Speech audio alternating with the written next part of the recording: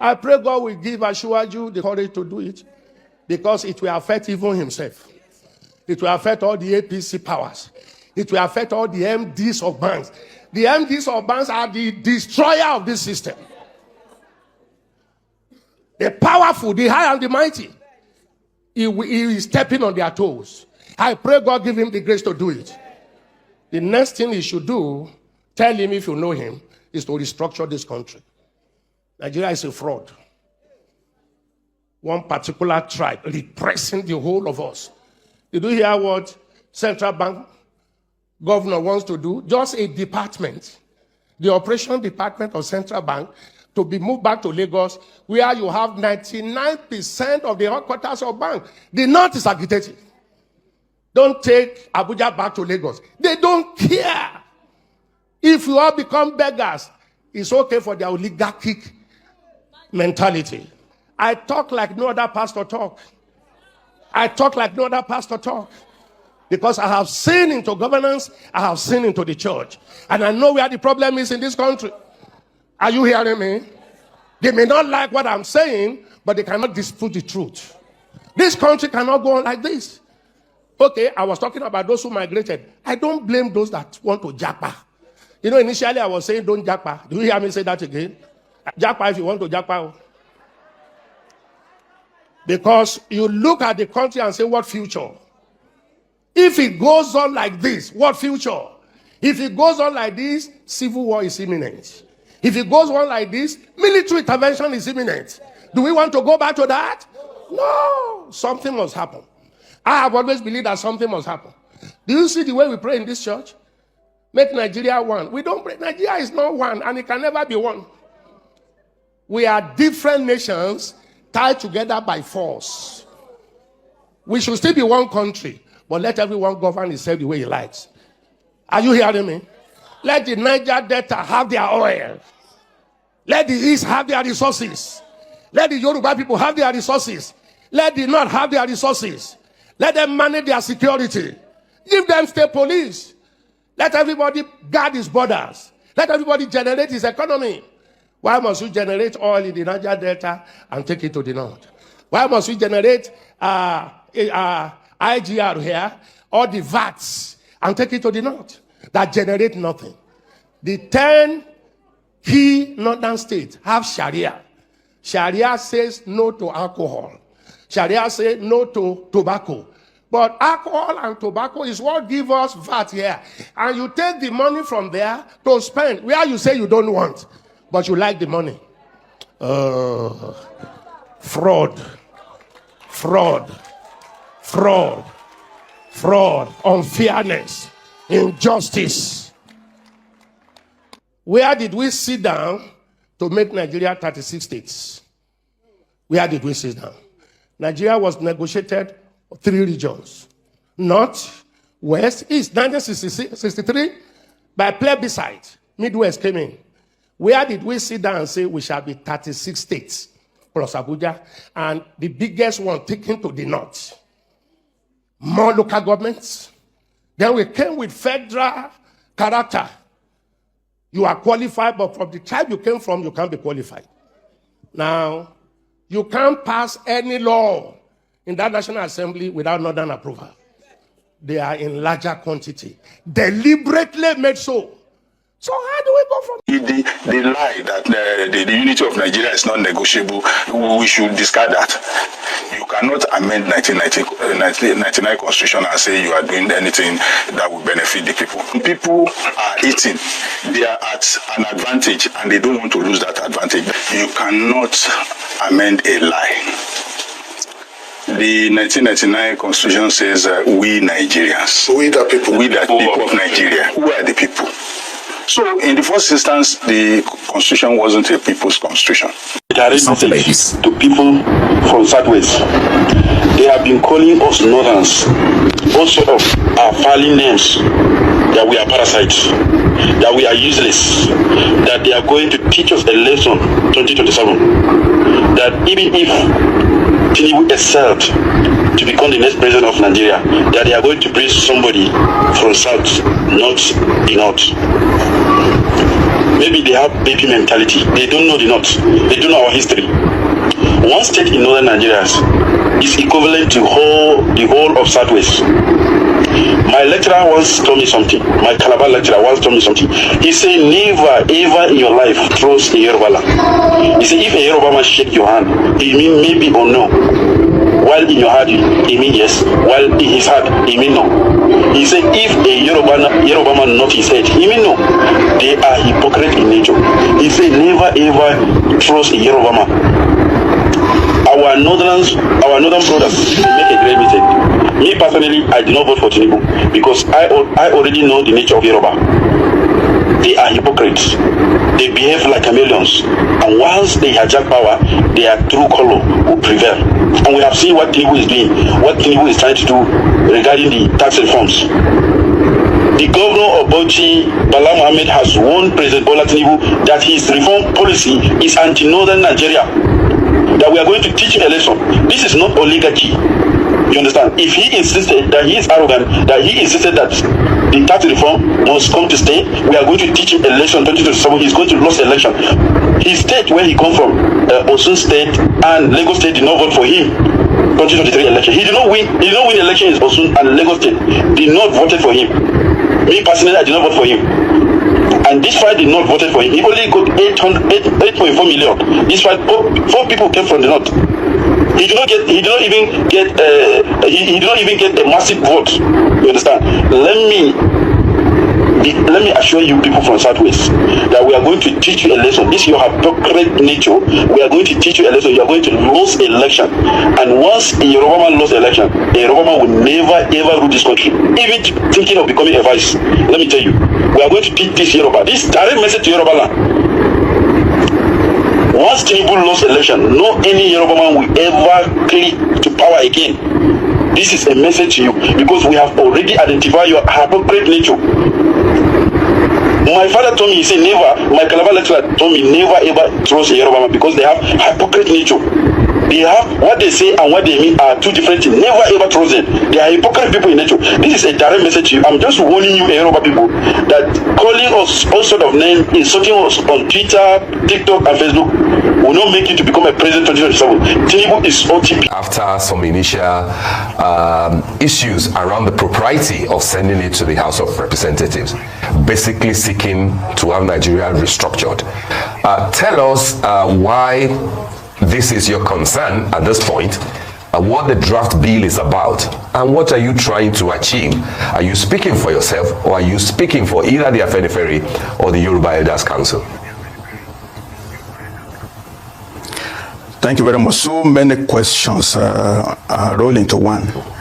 The bottom line is that it is now time. The time has come for us to change the structure of Nigeria.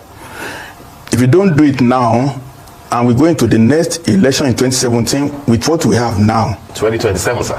Then we are doing the same 27. Then we are doing the same things and the same way, and we're expecting a better result. We don't have a good outcome of what we have had in 2023. We've not had a good outcome of what we have had since the beginning of 1999. This administration, this dispensation. So it is time for this country to do something in the next couple of months.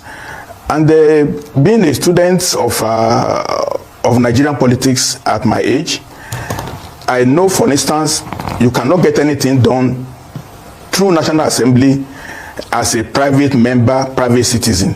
It will not fly. It will just die in the committee. It's only the president that can forward a bill to National Assembly that has a very high chance of passage. What I did was to articulate the features of what should be in a restructured Nigeria, put it in a document, and forward it as a suggestion to the president of Nigeria, because he's the only one sitting on the throne now.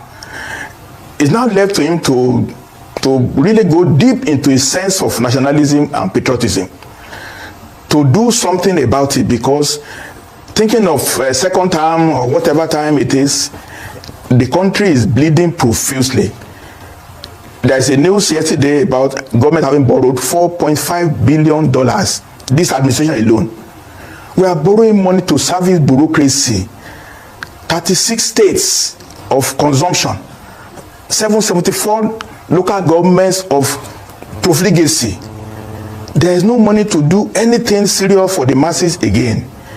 So the country has to look at what is restructuring. You want to change the system for efficiency, for resource, for good management of resources, for the goodness of many people. That's what restructuring is about.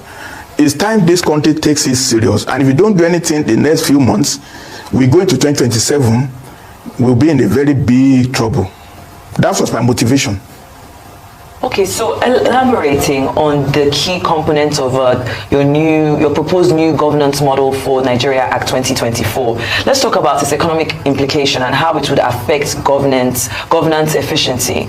How do you anticipate that this proposed regional system will improve it? I'm talking about this governance efficiency compared to the current 36-state structure. And what are the economic benefits that you foresee arising from the restructuring, particularly regarding resource management and development? In the first instance, the citizens of Nigeria have no ownership of the Nigerian polity. There's a big gulf between the citizens and the politicians. They are doing what they like because everything is centered on Abuja. Once you do everything to rig election, to kill, to take talks, once you emerge in Abuja, it's just to be sharing all money. There's no intentions, and there's no chance really because you have to buy SUVs, you have to buy new cars and all that. Okay, now the proposal to regionalize is to have a new center of prosperity, a new center of production. I might talk about it later on. We have proposed 8 regions of Nigeria. And if properly managed and constituted, it will be and use it for your own welfare. Now, there are many novel provisions in my document that will change the system. For instance, we are now going to have a 2-tier governance structure properly. We don't have it now. The first tier has a constitution. All second tier must have its own constitution that's organically developed. So if you have any of the 8 regions, they were supposed to go and draft their own constitution, their own governance model that now make Nigeria, and that will make them responsible, make them take ownership of their affairs. That's very, very important.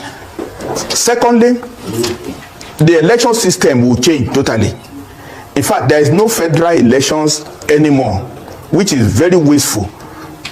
Almost 300 million naira was spent by INEC last time. Under my proposal, each of the 8 regions will be given a slot of maybe 20 members. How they elect it at their local level is up to them. Once the 20 members of each region come to Abuja, making 160, it is that 160 members of parliament among themselves, all elected, that will decide on the president, will decide on the prime minister. And then all ministers, federal executive will be composed from the parliament. So the present system where you appoint advisors, appoint ministers anyhow will cease, absolutely. So in the parliament system, the cost of governance will be reduced. An elected parliament member will be funded by his own region. So you are not going to pay unified salaries for everybody. The western region might pay a certain amount, northeast region might decide to do whatever, south region might decide to even give whatever to their member based on their own resources. So this one size fit all that we have been practicing, it will give way to a kind of a reasonable way to run affairs of the government. And the people elected will now know that they are answerable to the people because their salary will be paid by their region, not by Abuja. And that means you can fire them, you can recall them if they are not doing what they are supposed to do. When I mean fire, it means the regional legislator can make a resolution to say, Mr. X, you are not representing us in Abuja properly. Yes, we are withdrawing you. Right now, we have the ability to recall our representatives, don't we? So how is that different? Because right now we can't recall our House of Reps members, for example. We don't, because the state assemblies now are not functioning the way they're supposed to function. If you have a regional 8 parliaments, then they have more organic force to decide how they to be represented. Don't forget, now it will be 8 centers of competition. What we have now, taxes governors, they only come to Abuja to take allocation. When they take allocation, it's like a personal grant for them. They pay salaries, they pay some pension.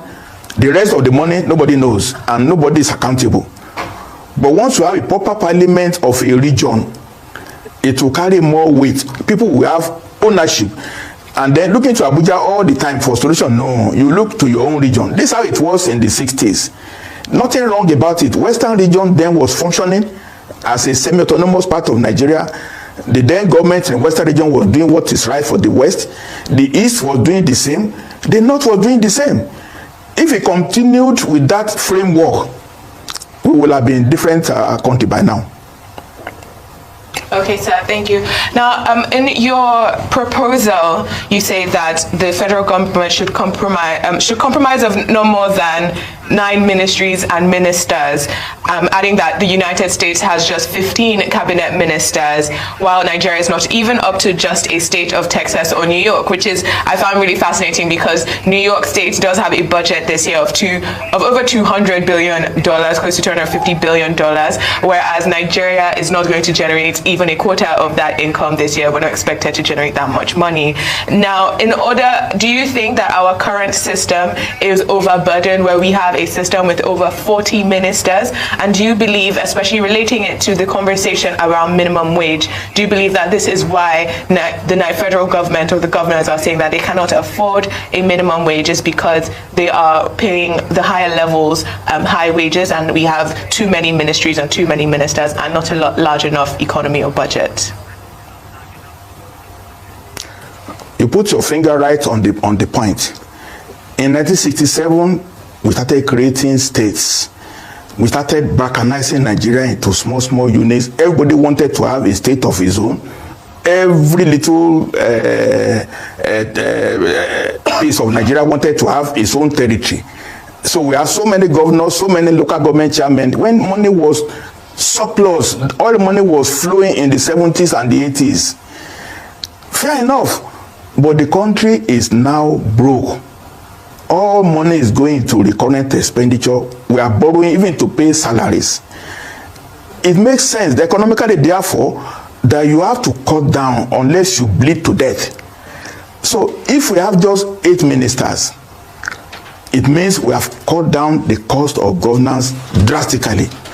And don't forget, as I said a few minutes ago, the ministers now and their assembly members will be paid by their region.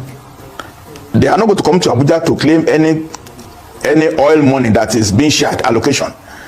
So in that case, whoever pays the piper will dictate the tune. For example, one region might say, if you are coming to Abuja to represent us, you must have your own house in Abuja. We are not going to give you accommodation. You must have succeeded in your life before. You must have your own car. No car for you. It will now be a voluntary service. Nigeria has a pool of so many retired people like me that are just waiting away, that are ready to offer voluntary service to the country. But politicians will invest 100 million in election because they want to get 200 million back.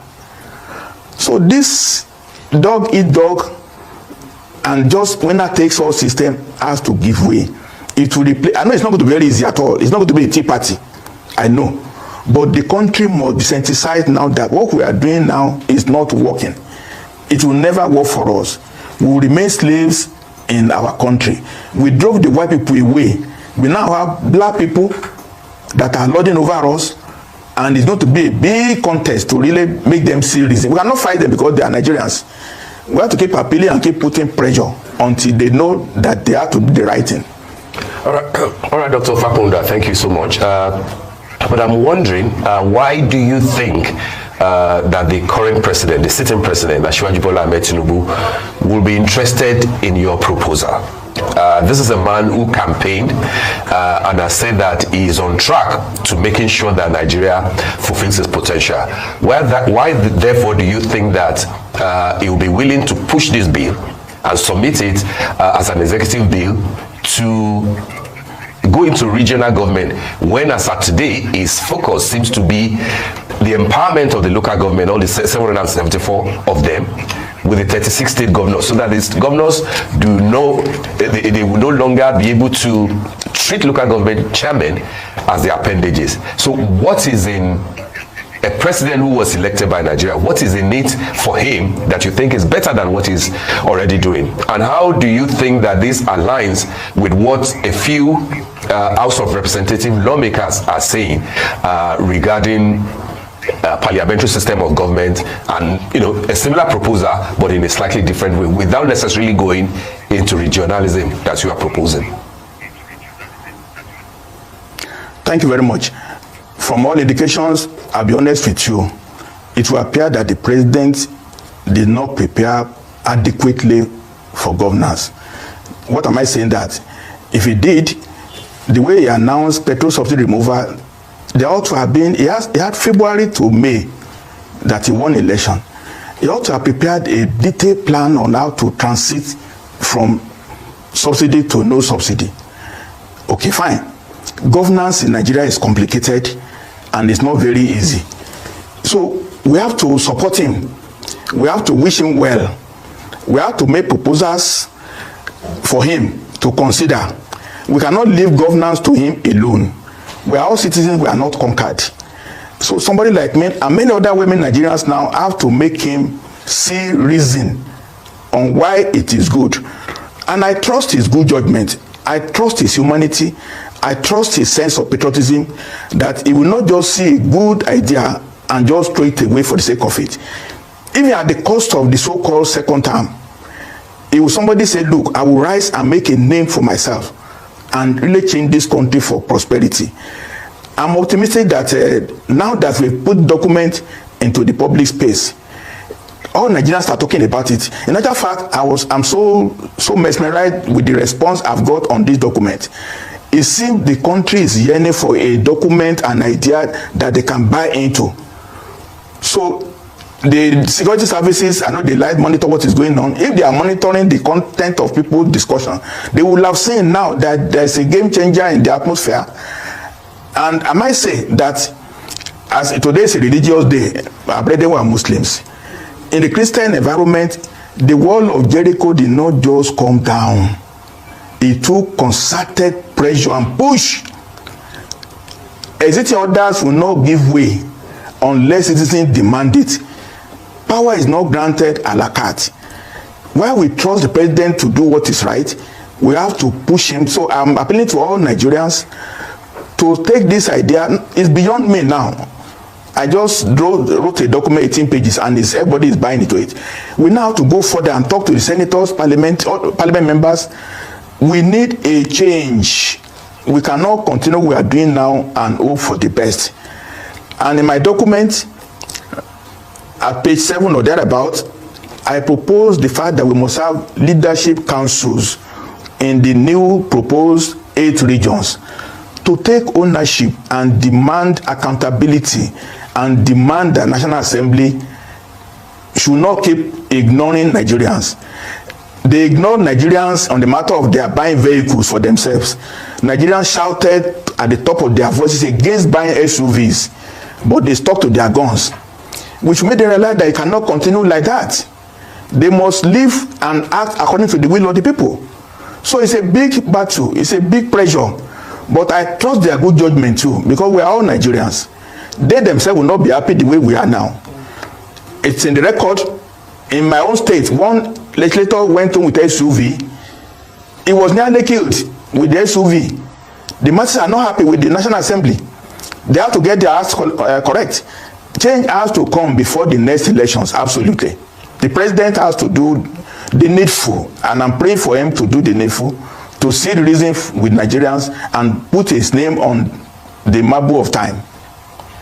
But it was reported just last week that this same bill was disowned by the House of Representatives, whose spokesman Akin Rotimi and the chairman Committee on Rules and Business said that it had not been listed for deliberation in the ongoing moves to review the 1999 Constitution. Now, given this recent, let's say, disowning of the bill by the House of Reps, I want to know what strategies that you have in place to address the political resistance and continue to gain a broader support for it. Well, I never intended to go through the route of National Assembly because their own modality has been clear since 1999. Every 4 years, they budget 1 trillion naira now to modify or alter or amend Constitution.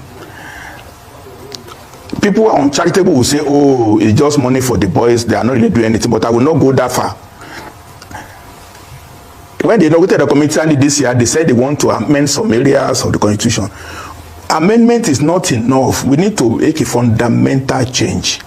So when Akin Rotimi, my friend, I spoke to him, he didn't use the word disown. The disown is just a creation of the press.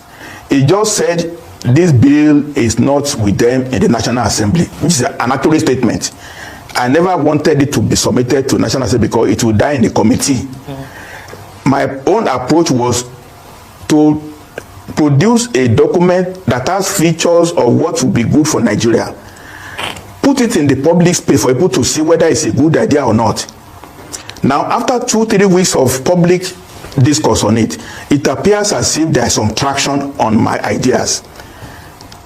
It now got to the point where fine, people seem to like this thing for discussion and they see merit in it. The correct route is executive bill. It's only the president that can authorize the attorney general to draft a bill in the language of parliament and submit it for National Assembly. We have precedences. In 1999, Obasanjo came in. He brought in EFCC and ICPC bill, executive. It was passed with no delay. Okay, in the last 3 weeks, the president submitted the bill. I indicated interest in change of national anthem. It was passed within a week. So I'm not just acting in a vacuum. I know the way to go is to persuade the president as to the reason of my argument. Having done that now, last Thursday, I repackaged my document, modifying all the issues I've listened to in the last 3 weeks. I submitted a formal letter, a request to the office of President Bola Tinubu. I delivered it to his office. It was stamped, received. I sent a copy to Senate President. I gave a copy to the Speaker House of Representatives. The ball is now in their court. They cannot now say they don't know what Nigerians are saying. I presume and I hope that they will treat this as a very serious request by citizens. And I want citizens to join me. I've done my own duty now. And I thank Arise News for allowing this platform to make this appeal. It's for all Nigerians to buy into it.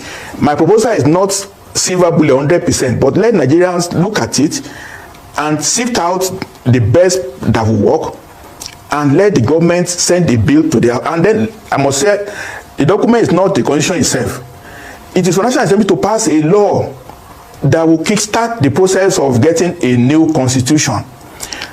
I'm trying to cure the defect in 2014 confab that has no enabling law. What we're asking for now is a bill to enable, to empower and ignite a process in the next 1 year that will lead to a new constitution for Nigeria, number one. Number two, regional constitutions for the region that are approved.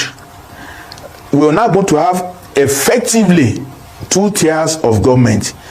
Each will have its own instrument of polity, which is a constitution.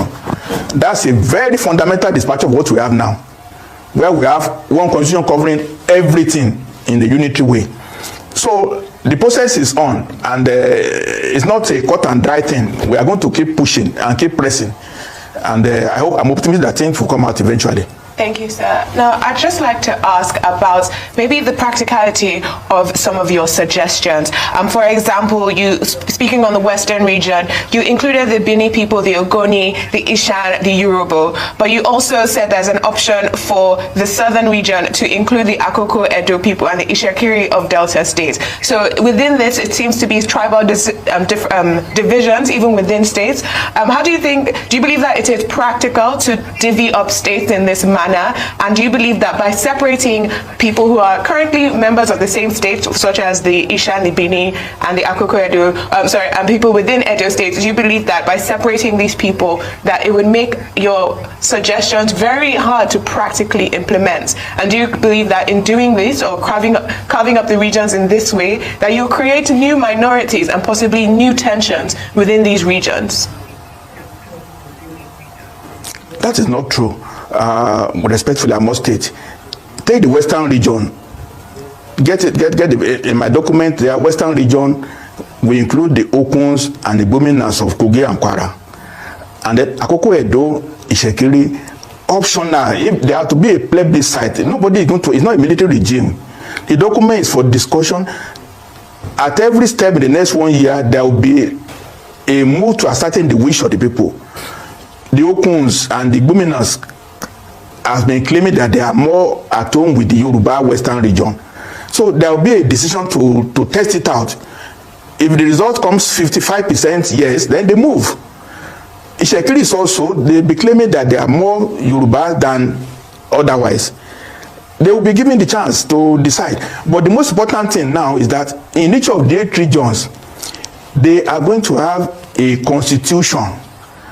In the constitution there now, there will be provision to protect minorities. In fact, rotation now of senatorial whatever is based on convention. But there will be a chance now to do a regional constitutional provision that will empower people to have rights within the region. I must point out to viewers, in United States, election does not make president in the United States. Raw numbers. There's electoral college. Mrs. Clinton won the votes by almost 3 million, but she didn't become president because there's a gerrymandering districting that gave powers to Wyoming, Nebraska, and some states, so that they are not overwhelmed by New York or by California. It is there in the United States Constitution. People don't see it. So each region will have to craft out a means of assuring everybody else. As a further example, I know Western region very well. It will apply to other regions too. In Western region of Nigeria, there are 26 identified subnationalities that have territories. We have Ilaje, we have Yewa, we have Ijebu, we have Ijesha, we have Ekiti, we have Ondo, like that. Each of these subnationalities have to identify themselves, their worries. Nobody will be left out. So we have a chance now to redraw the equation of relationships. Any group of people that have territorial space must have to be accommodated in their regional constitution. Nigerian one constitution cannot accommodate 500 people, but region will have a smaller number and they will accommodate themselves. Overall, we have to change. It's not going to happen one day. When there are regions, there will still be discussion, but there is exit clause, there is aggregation clause, there is disaggregation clause. There are so many mechanisms that will give you freedom to do things. So in the South, they can create provinces, as many as they want to create. Each region can do what it wishes based on what it suits their environment. That's the beauty of what I'm proposing. All right, Dr. Fapoda, thank you. I asked the other time why you think that President Bola Ahmed Tinubu will be obliged. You didn't quite answer that, so I would like to rephrase the question. This is a president who says it is his time to rule. And if I get you right, you said that even if it cost him his second term, that this is a legacy that he should give to Nigerians. For clarity, sir, are you saying that if Asiwaju Bola Ahmed Tinubu buys into this proposal, the the likelihood of him not returning as president for second term is there. That's one. Number two is that you have alluded to the fact that your proposal is generating a lot of discourse online. That's correct. But one of the things that people are also mentioning is the fact that, yeah, this may look fairly okay on paper, even though it probably represents a generation, the thinking of a generation, the same generation that wanted to return to the old national anthem. But then even if it flies, what about the key people, players, same politicians who will still be in the 8 regions that you have proposed? Will they suddenly become angels? Will they not be given to corruption anymore? Will they not be self-serving? Those are the issues that people are raising about your proposal, sir. How do you deal with that aspect? People will have to implement this proposal. The same people. President Jonathan made a very fundamental mistake in seeking second full term. If he were to be properly advised at that time, 24 confirm had draft bills, what he could sign executive order to implement immediately. If it was sufficiently patriotic, he would have approved so many things that were just low-hanging fruits. And now it's just lamenting outside. He's enjoying the situation, no problem about that. Now, single tenure, the president under what I propose now is not an executive president. It's a ceremonial father of the nation status. It's the prime minister that will run the government. And the prime minister is not even absolute in his powers. He's prime minister in council. Everything will be based on council decisions. He cannot approve Lagos-Calabar Expressway without a formal express council of ministers approval.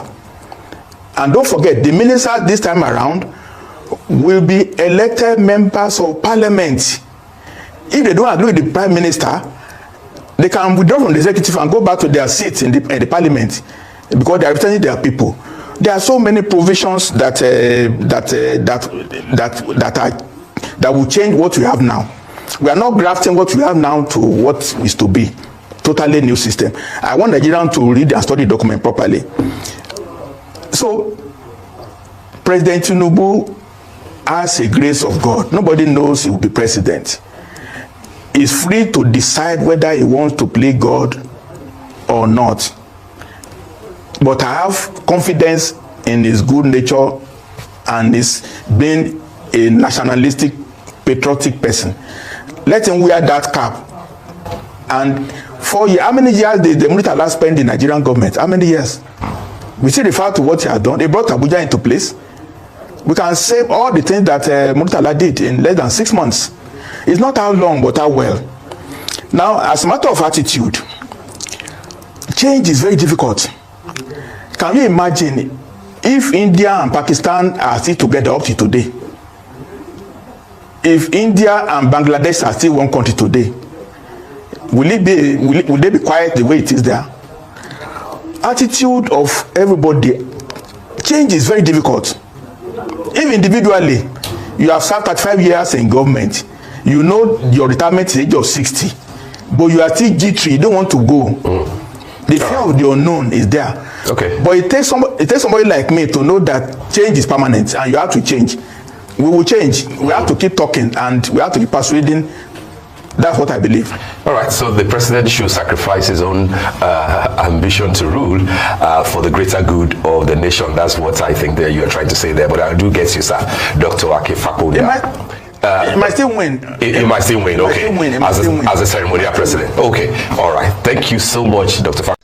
Welcome back, my people. I hope I don't watch this video and listening to what people talk inside this video concerning restructuring matter. That restructuring now go fit help this country called Nigeria because of the way this our so-called leaders now want do this country. They want to turn this country to their own. They want to turn this country to their family property. The way they want do this country, if restructuring no work for this country no more. Poor people now them go suffer pass. We the poor now we go suffer pass. So we need that restructuring now. Make Tinubu, if Tinubu know what is good for him and he doesn't want people not to complain, make it just restructure this country. call Nigeria, make everyone rest. Now we see I get to this to talk about this matter because me, I no just get joy ever since we say Tinubu come as a president because he has not done any better thing ever since we say him come. Me, I no just get joy for him. So now where I care to stop today be that you will be say they hear me now. If you get anything where we say you want talk concerning this matter, I beg maybe talk on inside comment section. And also if not today be your first time, please like our video.